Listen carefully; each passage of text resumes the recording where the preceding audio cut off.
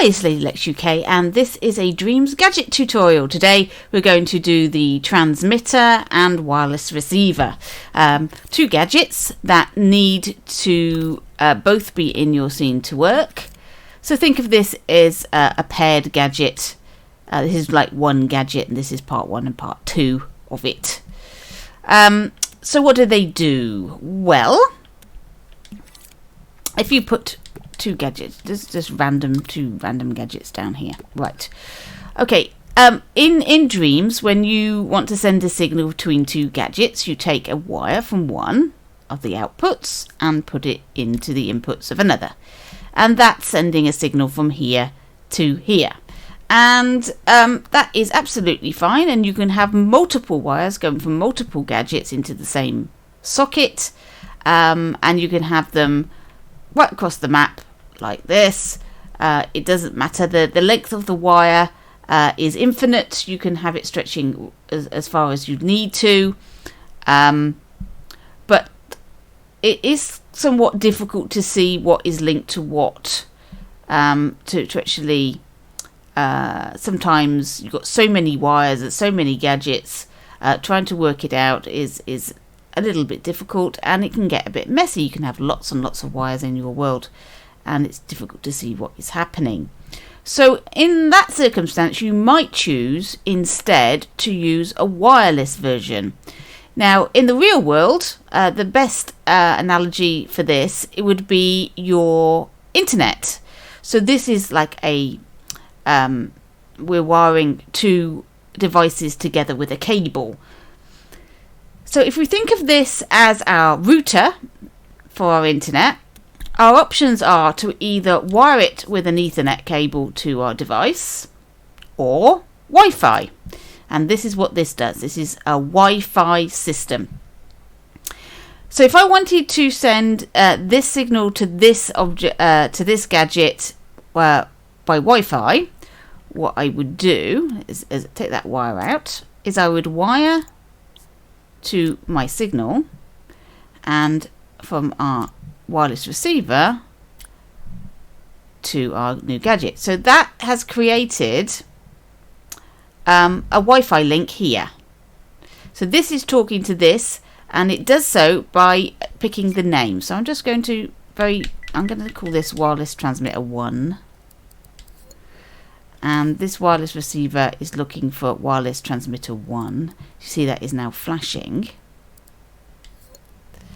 And so that signal there is going to that transmitter. That transmitter is sending it by Wi-Fi to this, and then this is sending this signal to this sensor by a wire. Now, looking at this, you have gone from 2 gadgets with a wire to 4 gadgets and 2 wires. So is it really very efficient by thermo? Not really. Not for this particular experiment, this particular setup. This would not necessarily be the best way to do it. And using transmitters and wireless receivers is really going to depend on the way you've built your level and whether or not this is useful or not. I would not recommend using them all the time. And there are reasons for that. The fact that you're plonking down lots and lots of gadgets is one. The other is the fact that it is slightly slower than a wired connection, just by 1 frame. But it's because you're sending a signal from here to here. That's then sending a signal from here to here, and then that's sending a signal from here to here. All of that takes a little bit longer than if I just wired it directly. Now, I haven't noticed any particular problem by using wireless transmitters in this way, but other people, when they've used them for things like music, for example, have noticed that the delay does cause them some issues. So this may not be a suitable system for every occasion. So you have to decide whether it's useful or not. Now, you may have noticed when I selected this, we have a trigger zone built into the wireless receiver. This is going to be looking for a transmitter only within this range, and unlike the trigger zone, I can't resize it with the D-pad. I have to resize it in the tweak menu, like so. You have to make sure that the transmitter that is sending you the signal is within your zone. If it's a one-to-one relationship between this and this, then scene is probably the best option. That way you can put this wireless receiver anywhere in the scene, and it's going to receive a message from this transmitter anywhere in the scene. The reason you would use a zone is if you are removing a trigger zone, and I will show you an example of that right now. So let's we'll delete these for now. We don't need these. Right, I have a block here with a microchip on it, and it's got a very simple little program in it. What it's doing, and I haven't wired it all up yet, so I've got a trigger zone like so. This is going to detect our player, and that's set up to detect possessed controller sensors, and I'm going to put that into an AND gate along with a controller sensor, which I'm going to set to be remote, and I'm going to have a triangle press going into that B. Alright, this is then wired into a selector, which is going to go from A to B. A is off, B is on, and when B is on, it's going to change it to a lit up box, and it's going to play this piece of music from Disarmed. Now then, what are the what have we got here? We've got a system that's going to play some music when I press triangle when I'm near the box, and if I press triangle again when I'm near the box, it's going to turn the music off. So let's try that.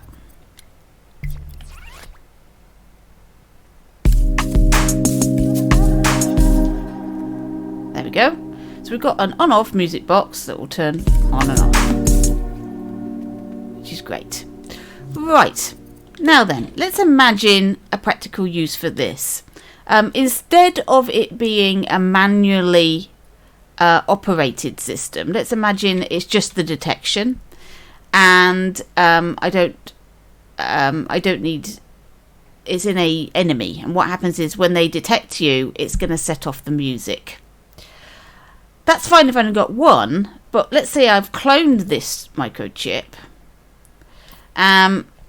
So now I've got two. I've got two enemies. Let's see what happens. Whoops. I've got two lots. Two lots of the music going on. I don't want two lots of the music going on at all. I only want one. So in that instance, you would take the music out of our chip. So now we've only got one instance of the music. Now if I clone my box, let's have a look at its microchip. Okay, it no longer has our link to the music. So I'm going to have to add that in manually now, because it doesn't clone the whole thing. The link to that separate gadget there has gone, so I have to manually put. So I'd have to manually put in the link to the music, but at least now I think they're too close together actually, because the detect zones are overlapping. Let me just move it over here so that we can definitely see the distinction. Right, so now there we are, there's the music. Okay, they're both on, but I don't have two pieces of music, it's just playing. Let's turn that one off. The music still plays until we've turned them both off. Now this is useful if, okay, so they're inside an enemy and they're setting off the music. And you just want the music to play while these enemies are still alive, and as soon as they're dead, the music will stop. So having to wire all of my cloned microchips isn't really that convenient. So let's have a look and see how different it would be if I used a wireless system. So let's get rid of that one. So we'll get rid of that wire. Let's put our transmitter and receiver in there. So I've got a transmitter in here. So this is wired to the transmitter. We'll call this music.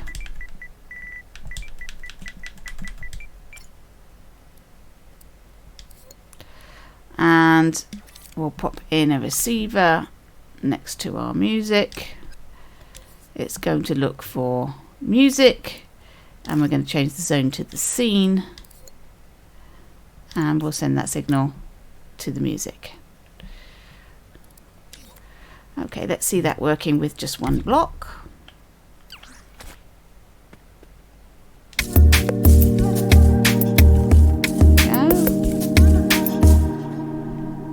There we are. So that's working. Now we need multiple blocks. So I'm going to clone it. Put that over here.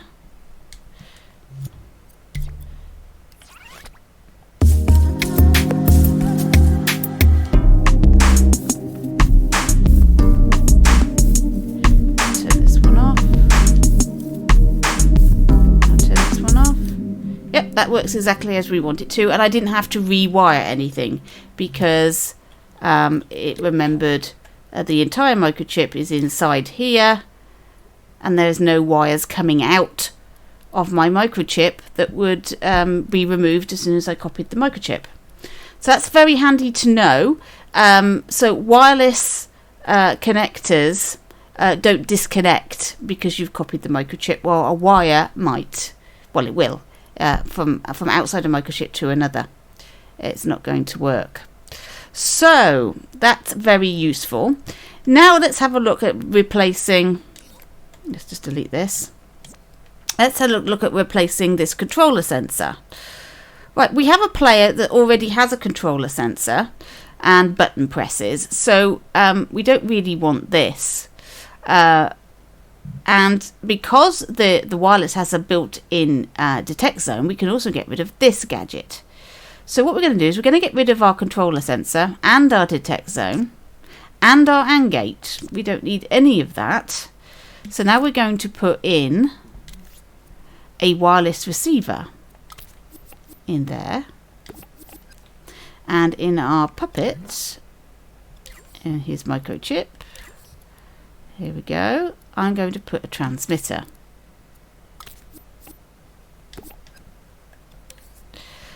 From the triangle into, whoops, from the triangle into the signal. Oh, God. I've got them overlapping. Let's move them over here. Right, triangle, signal. Okay. So when you press the triangle now, it's going to send a signal from that receiver. So we'll call it triangle. And we've got our receiver here, and it's looking for triangle. And we'll wire that into our move to next output. So we've removed 3 gadgets here and replaced it with 2. So that's much more sensible. That makes much more sense. And this triangle output can be using multiple gadgets for multiple things. So instead of having a controller sensor with a triangle in and a detect zone, we've got our detect zone built into our wireless transmitter. So only when the player walks into this area will it work. So let's try it and see.